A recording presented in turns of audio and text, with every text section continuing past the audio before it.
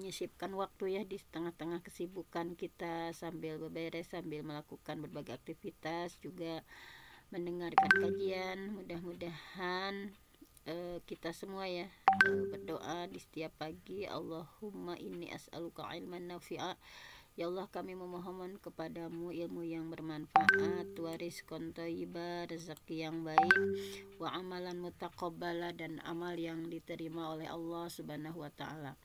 Kita awali di setiap subuh dengan melakukan pengkajian ilmu. Mudah-mudahan kita adalah salah satu yang Allah pilih ya, diberikan kebaikan. Mayuridillah bi khairan yufaqihu fiddin, barang siapa yang Allah berkehendak memberikan kebaikan kepada seseorang, yufaqihu fiddin, pasti Allah akan fakihkan, akan pahamkan dia terhadap agama. Mudah-mudahan satu ayat, satu hadis yang kita kaji di setiap harinya menjadi wasilah ya, kita menjadi orang yang Allah pilih untuk diberikan fakih terhadap agama, difahamkan terhadap agama.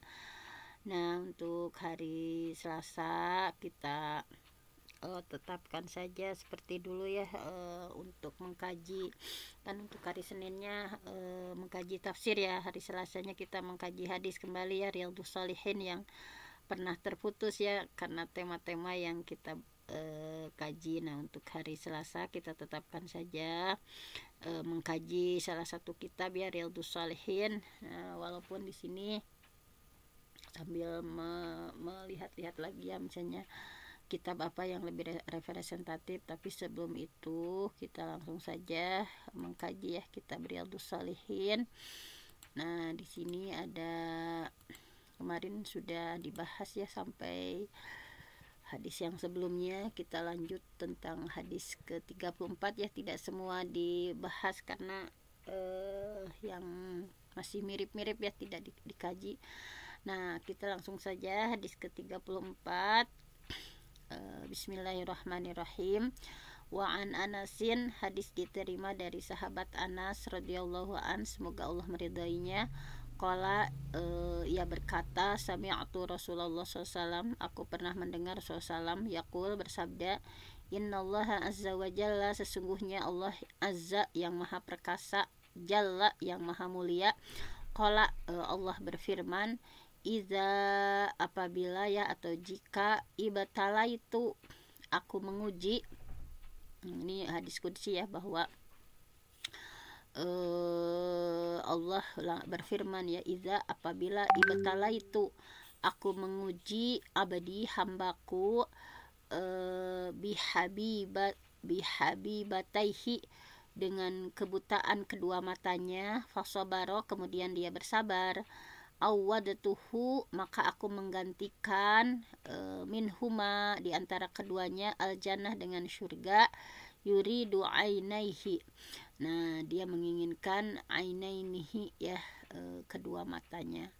Nah, di sini di buku ini ada kelebihannya ya, sudah di pengesahan hadisnya itu riwayat Bukhari ya. Kemudian kata-kata kosakata asingnya diantaranya iza batalaitu abdi, jika aku menguji hambaku. Nah, diantara kandungannya bahwa kandungan hadis tadi kedua mata ya, kedua mata itu adalah anggota tubuh yang paling dicintai manusia. Kenapa istilahnya itu bihabibataihi ya, untuk menyebutkan kata mata. Kenapa dalam hadisnya idzabtala itu, apabila aku menguji abdi hambaku, bihabibataihi, menguji dengan kebutaan di kedua matanya. Nah, di sini bahwa kedua mata itu merupakan salah satu anggota tubuh yang paling dicintai ya, habibataihi. Nah, istilahnya dengan habibah, sesuatu yang dicintai manusia.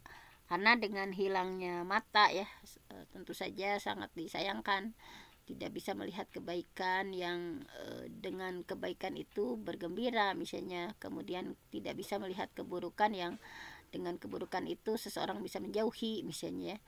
Nah, kemudian orang yang dicintai Allah Subhanahu wa taala akan diuji akan diuji supaya dia terhindar dari hal-hal yang tidak disukai atau menghapus dosa ya, atau meninggikan derajat. Nah ini jika hal ini dijalani dengan penuh lapang dada misalnya, maka ini dia berarti sudah lolos gitu ya. Dan surga itu merupakan pengganti paling agung. Kenapa istilahnya dengan surga ya? Karena surga itu adalah ujroh atau pahala atau balasan paling agung, pengganti paling agung.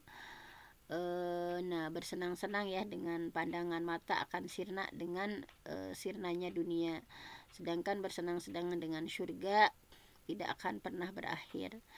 Nah di sini intinya bab ini bab bersabar ya, tentang bersabar, bahwa ketika Allah menguji hambanya misalnya dibutakan ya kedua mata, kemudian dia bersabar, awatuhu minhuma al jannah, pasti Allah ganti ya keduanya dengan surga.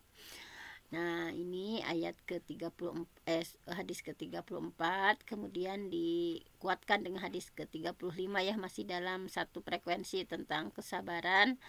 Nah kalau tadi mah diuji dengan kedua matanya, kalau ini ada salah satu peristiwa ya yang menimpa seorang perempuan. Wa an Atha bin Abi Rabah, hadis diterima dari Atha bin Abi Rabah. Qala, ia berkata, qala li Ibnu Abbas, Ibnu Abbas radhiyallahu anhuma pernah berkata kepada saya, ala urika, mau enggak aku perlihatkan. Ala urika nya, jadi Rasulullah menyampaikan seperti ini, ala urika, mau enggak engkau aku perlihatkan, imro'atan, seorang perempuan, min ahlil jannah, penghuni surga. Nah jadi Rasulullah intinya menyampaikan ya kepada Ibnu Abbas bahwa mau enggak, kata Rasul kepada Ibnu Abbas, aku perlihatkan perempuan dari penghuni ahli surga.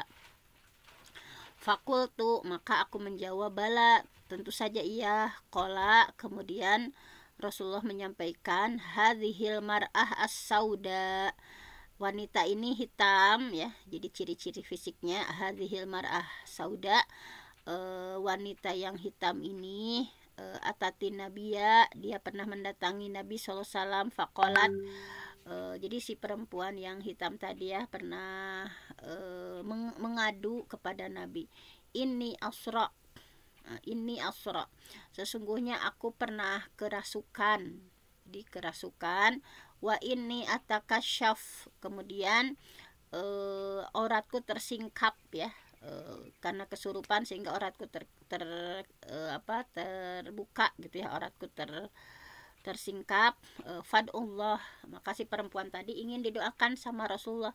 Fadullah ta'ala li, maka doakanlah ya, kata perempuan tadi ya, bahwa berdoalah kepada Allah untukku. Nah kemudian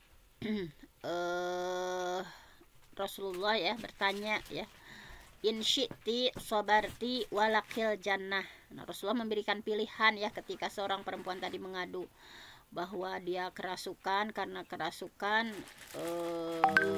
bukan kerasukan seperti itu misalnya kayak penyakit ayan misalnya, sehingga auratnya tersingkap dan minta doa sama Rasul. Kemudian Rasulullah memberikan pilihan, in syi'ti, jika kamu mau, sobarti ya, jika kamu mau, sobarti, bersabarlah, walakil jannah, dan kamu akan mendapatkan surga. Wa in syi'ti, dan jika kamu mau, da'autullah ta'ala ayyu'afiyaka, jadi jika kamu mau ya, yang lainnya, pilihan lainnya, da'autullah ta'ala, aku akan berdoa kepada Allah Ta'ala sampai engkau sembuh gitu ya, supaya Allah menyembuhkanmu. Jadi Rasulullah memberikan dua pilihan, mau sembuh dan aku doakan sama Allah, atau mau bersabar dengan penyakit itu.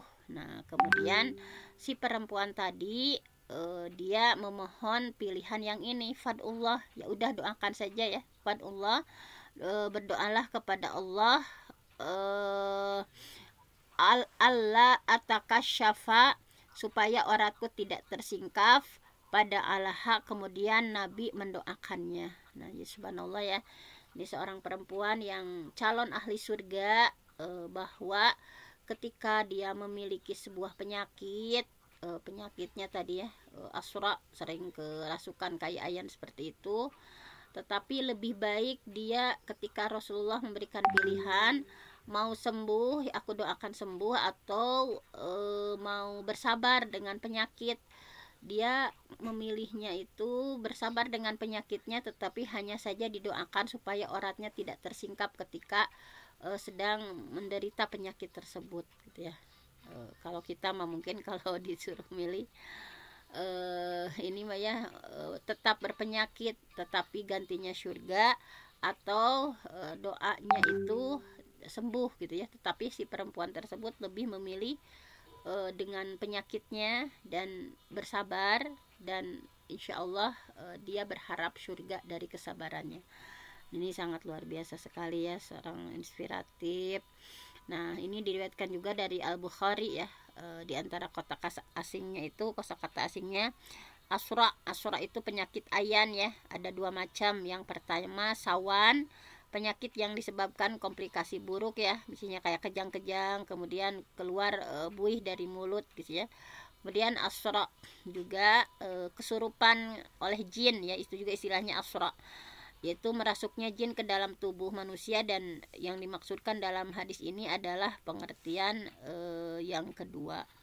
Nah, jadi asra di sini menurut itu ya, Syekh Utsaimin, penulis kitab Riyadhus Shalihin, bahwa kata asra itu ada dua macam ya. Ada memang asra ayan seperti di kita ya, di Indonesia misalnya ada penyakit ayan yang misalnya kejang-kejang, kalau ada sesuatu teh misalnya kemudian keluar buih mulut. Kemudian yang kedua adalah asra di sini kesurupan oleh jin, dan menurut penulis yang dimaksud dalam hadis ini adalah yang kedua, yaitu kesurupan.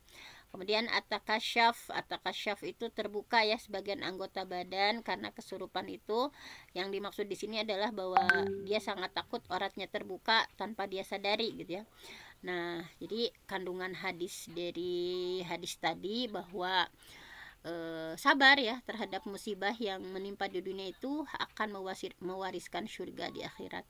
Jadi kalau kita bersabar atas berbagai musibah ya yang menimpa, maka insya Allah akan mendapatkan mewariskan surga nanti di akhirat. Kemudian pengobatan berbagai macam penyakit ya dengan doa, dengan berlindung, dengan penuh kejujuran, dengan penuh ijtihad, kesungguh-sungguhan kepada Allah, dan dengan disertai pemberian obat. Nah, ini ya untuk kita, bahwa terkadang kita sering melupakan ya pengobatan dengan doa, berlindung gitu ya, bersungguh-sungguh minta sama Allah. Langsung kadang kita mah ke obat misalnya, ketika sakit kepala langsung ingatnya itu ke obat misalnya. Tetapi seharusnya memang berdoa secara khusyuk, tadarru wa khufyah ya. Berdoa, memohon perlindungan, bersungguh-sungguh minta sama Allah disembuhkan gitu ya. Nah, tentu saja disertai dengan syariat pemberian obat. Kemudian berusaha dengan penuh kemauan. Nah, ini lebih baik daripada bersandar pada pemberian keinginan. Nah, bagi orang yang melihat adanya kemampuan pada dirinya untuk mengembannya, dalam hal ini akan memperoleh tambahan pahala. Kemudian dibolehkan untuk tidak berobat.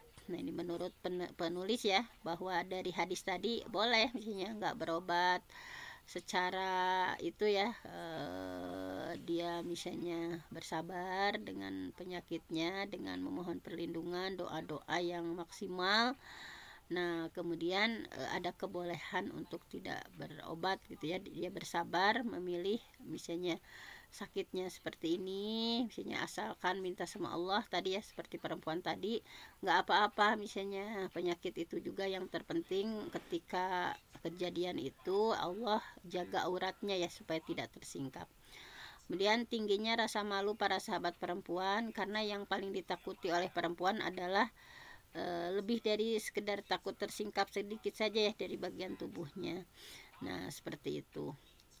Kemudian hadis selanjutnya masih tentang bersabar juga ya, bahwa hadisnya. Nah ini tentang Ummu Sulaim ya, tentang Ummu Sulaim bahwa wa an Abi Abdurrahman bin Mas'ud radhiyallahu an ka'ani anzuru ila Rasulillah yahki nabiyan minal anbiya salatullah wassalamu alaihim darabahu qaumuhu qala Allahumma barik lahuma fawaladat gulaman faqala li Abu Talhah ahmilhu hatta ta'tiya bihin nabi wa ba'atha ma'ahu batamarat qala ama'ahu syai qala na'am tamarat فأخذ النبي فمضغها ثم أخذها من فيه فجعلها في الصبي ثم حنكها وسمه عبد الله. Nah, dan riwayat yang lain ini ya, bahwa intinya ini sangat panjang ya, saya simpulkan saja bahwa anak laki-laki Abu Talhah ya mengeluh sakit gitu ya. Jadi ketika itu Abu Talhah pergi ya, masih ingat ya Ummu Sulaim ya, Ummu Sulaim istrinya atau Rumayso ya. Nah bahwa hadis dari Anas ya, ketika Abu Talhah pergi akan berburu atau apa ya keluar, padahal Ummu Sulaim ya melihat ketika akan pergi Talha itu dalam kondisi anaknya sakit. Kemudian ketika kembali Abu Talhah berkata, tapi saya ceritakan saja ya ini dari inti hadisnya. Jadi intinya adalah bahwa Ummu Sulaim ketika ditinggal oleh suaminya Abu Talhah ya dalam keadaan bepergian, terus anaknya itu sakit sampai meninggal. Kemudian setelah Abu Talhah pulang ya ke rumah, dia tidak menceritakan langsung bahwa anaknya meninggal. Kemudian dia seperti biasa melayani ya Abu Talhah, makan dulu, kemudian berhubungan suami istri dulu. Pokoknya setelah bepergian itu dilayani sebagaimana mestinya ya, makan dulu, kemudian disambut dengan berhubungan suami istri gitu ya, menyambut sebagaimana layaknya. Nah, padahal dalam kondisi anaknya meninggal. Kemudian setelah tenang gitu ya, Ummu Sulaim ya atau Rumayso bertanya kepada Abu Talhah sebagai suaminya, wahai, misalnya kalau saya bahasakan dengan bahasa saya, misalnya bahwa bagaimana menurut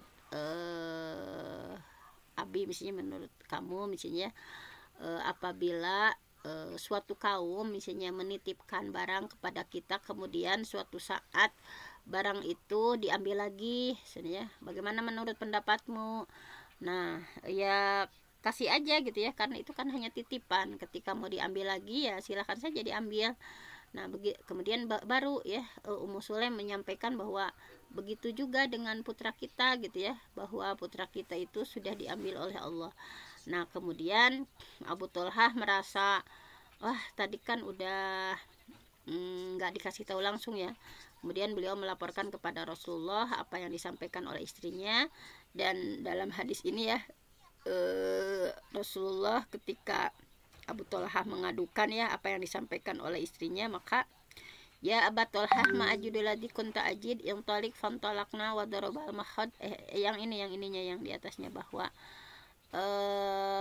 nah ini doa Rasulullah untuk Talhah gitu ya, bahwa nah ini yang tadi hadis yang utamanya. Nah ini ketika menyampaikan ya, diceritakan kepada Nabi ya bahwa tadi begitu ceritanya. Kemudian Rasulullah mendoakan, Allahumma ya Allah bariklahuma, ya Allah berkahilah untuk keduanya gitu ya. Bagaimana kesabaran Ummu Sulaim, kemudian diceritakan kepada Nabi ya tentang kejadian tadi, dan Rasulullah mendoakan Allahumma barik lahuma, ya Allah berkahilah untuk keduanya. Fawaladat gulaman, kemudian melahirkan seorang anak. Nah di sini seluruh ya ada cerita bahwa 9 anak dari Abu Talha itu semuanya hafiz, semuanya soleh ya, karena berkat doa dari Rasulullah SAW dan berkat kesabaran dari istrinya Ummu Sulaim. Nah ini tentang cerita tentang kesabaran. Nah kemudian di sini di itu ya, bahwa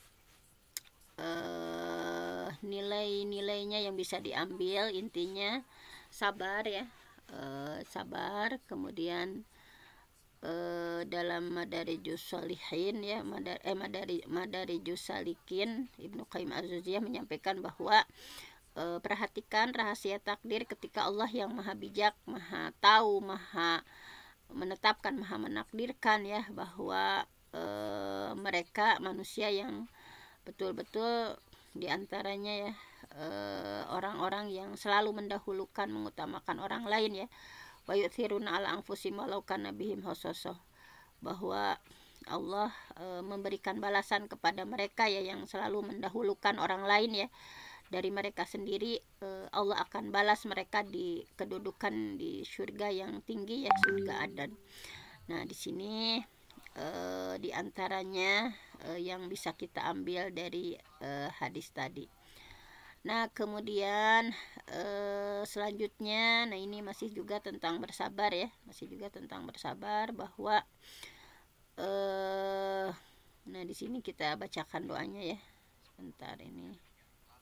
188 ini ya hadisnya, bahwa wa an Abi Ibrahim Abdullah bin Abi Aufa anna salam fi ba'di ayyamihi allati laqiya fiha al-adu intadhara hatta idza malat syamsu qama fihim faqala ya ayuhan nas la tatamannu liqa al-aduwi was'alullah al-afiyah fa idza laqitumuhum fasbiru wa alamu anal jannah tahta dhilalis suyuf. Tsumma qala nabi Allahumma munzilal kitab wa mujras sahab wa hazimal ahsab ahsimhum wansurna alaihim. Nah, ini Rasulullah ya, hadis dari Abu Ibrahim Abdullah bin Abi Aufa. Rasulullah SAW menyampaikan bahwa pada suatu hari ketika berhadapan dengan musuh ya, beliau menunggu hari ketika matahari tergelincir. Beliau bangkit di tengah-tengah para sahabat dan bersabda, wahai sekalian manusia, jangan kalian mengharapkan pertemuan dengan musuh dan mohon keselamatanlah kepada Allah. Jika kalian bertemu mereka, maka bersabarlah dan ketahuilah bahwa surga itu berada di bawah naungan pedang. Rasul bersabda, ya Allah yang menurunkan Al-Quran, yang menjalankan awan, yang mengalahkan pasukan sekutu orang kafir, kalahkanlah mereka dan tolonglah kami dan dalam mengalahkan mereka. Nah, di sini ya ada syarahnya, kandungan hadis dari ayat tadi, bahwa sebelumnya ada kata asing dulu ya, fi ba'di ayyami, beberapa peperangan beliau. Nah, ini intadhara, mengakhirkan peperangan dengan mereka, malati syamsu, matahari ya condong dari titik pertengahan ke sebelah barat, dan itu yang disebut dengan waktu zawal. Al-Ahzab, orang-orang kafir yang bergabung untuk memerangi Rasulullah. Nah, kandungan dari hadis ini, nah ini persiapan jihad, termasuk di dalamnya menyiapkan kekuatan, terjun ke lapangan untuk berhadapan dengan musuh, kemudian berlindung kepada Allah dengan doa setelah meninggalkan kemaksiatan, disertai dengan tobat yang sebenarnya. Disunahkan berdoa ya ketika dalam kesusahan, kesulitan, khususnya ketika bertemu di pertemuan antar dua pasukan, dan doa salah satu tempat, dan ini salah satu tempat dikabulkan doa. Kemudian kasih sayang Rasulullah ya kepada para sahabat dan umatnya. Kemudian tidak bersandar pada kekuatan materi semata, keharusan untuk tetap waspada, hati-hati dan semangat. Kemudian bersabar ketika bertemu musuh ya, dan itu salah satu unsur keteguhan terpenting dalam berjihad. Kemudian memberikan nasihat dan pesan kepada pasukan perang di jalan Allah yang dapat memperbaiki keadaan mereka serta memberitahukan segala sesuatu keperluan dan apa yang dibutuhkan. Nah, kemudian disunahkan untuk bertawasul kepada Allah dan sifatnya yang tinggi dan asmaul husna ya. Tadi kan disampaikan sifat-sifat Allah ya. Nah, tadi doa-doanya. Nah, ini Allahumma munzilul kitab wa mujras sahab wa hasimal ahsab ahsimhum wansurna alaihim. Nah, seperti itu. Kemudian Allah maha suci, maha tinggi membeli jiwa dan harta orang yang beriman, serta akan memberikan pahala syurga kepadanya. Nah, ini ya seperti itu, bahwa Rasulullah dikaruniai ketika berbicara itu singkat, padat ya, dan hikmah ya. Maka dari doa yang dilakukan Rasulullah, ini doa yang paling tepat dan sangat lengkap ya. Dengan diturunkan Quran, maka mencapai nikmat akhirat dalam Islam ya. Kemudian dengan memperjalankan awan, maka terwujud kenikmatan duniawi, yaitu berupa rezeki. dan dengan mengalahkan musuh, maka terwujudlah upaya pemeliharaan kedua nikmat tersebut. Jadi doa ini bagus ya Rasulullah, Allahumma munzilal kitab wa mujras sahab wa hasimal ahsab ahsimhum wansurna alaihim. Nah, Rasulullah memang terkenal dengan jawami'ul kalam ya, ketika berbicara itu ringkas, padat, jelas, tidak bertele-tele gitu. Kemudian, nah di sini larangan berangan-angan ingin bertemu musuh ya, bahwa larangan berangan-angan bertemu musuh ini tidak berarti memakruhkan jihad dan tidak menanamkan keinginan perang dan dalam dan harapan mati syahid, sebab semuanya itu justru sangat dianjurkan. Nah ini bahwa di antaranya di sini ya, yang harus dipahami dari larangan mengangankan pertemuan dengan musuh itu. Jadi misalnya begini, misalnya tidak merasa bangga ya dengan jumlah yang banyak dan bersandar kepada kekuatan, karena hal ini menyebabkan minimnya perhatian terhadap musuh. Maka pada saat itu ya, jumlah yang banyak dan kekuatan tidak akan bermanfaat sedikit pun tanpa bergantung pada Allah, sebagaimana hal ini terjadi saat perang Hunain. Kemudian bertemu dengan musuh ini adalah perkara yang gaib ya. Seorang tidak tahu apakah dia akan tetap tegar atau berpaling dari musuh ya ketika melihat kilatan pedang. Di mana-mana kepala ditebas, jiwa mengalami kegoncangan ya. Allah menjelaskan dalam surah Al-Imran, walaqad kuntum tamannawnal maut. Sesungguhnya kalian mengharapkan mati syahid ya. Min qabli an talqauh, sebelum kalian menghadapinya. Faqad ra'aitumuh, dan sungguh kalian telah melihatnya, wa antum tangdurun, dan kalian menyaksikan. Oleh karena itu Rasulullah ya menyuruh umatnya melakukan apa yang bermanfaat, memohon keselamatan kepada Allah, memohon keteguhan ya ketika bertemu musuh, dan keinginan keras untuk betul-betul memperoleh mati syahid, karena surga itu berada di bawah naungan pedang. Nah ini ya sudah tamat ya tentang kesabaran. Mungkin nanti kita akan beralih pada bab 4, yaitu tentang kejujuran. Nah mungkin sambil menunggu-nunggu ya kitab lain yang memang representatif selain Riyadhus Shalihin, kita bahas ini ya, walaupun memang karena ini bukan original ya, sehingga ada kecok-keclok gitu ya, bahasannya itu nguclak-ngaclok gitu. Mungkin hanya itu saja untuk hari ini.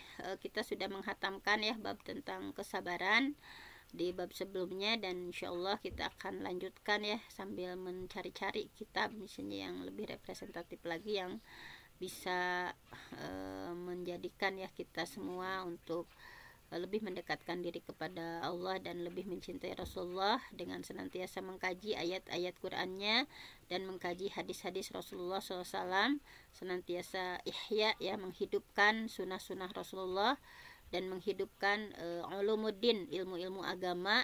Mudah-mudahan semuanya menjadi syawahid ya, menjadi saksi kita nanti di yaumil akhir. Setiap huruf, setiap bacaan yang kita baca di kitab-kitab ini menjadi wasilah memperberat amalan kita nanti di yaumil akhir. Nah mungkin hanya itu saja yang bisa disampaikan, hanya beberapa hadis ya yang kita kaji hari ini.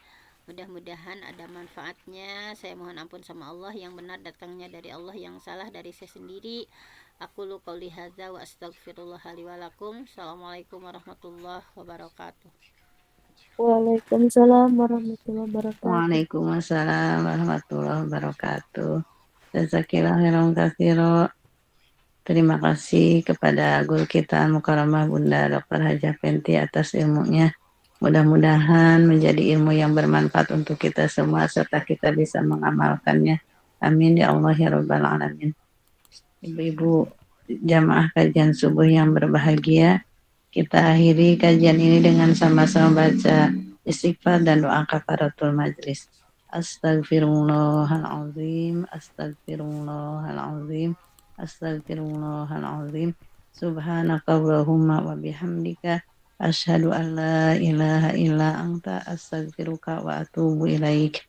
Walhamdulillahi rabbil alamin.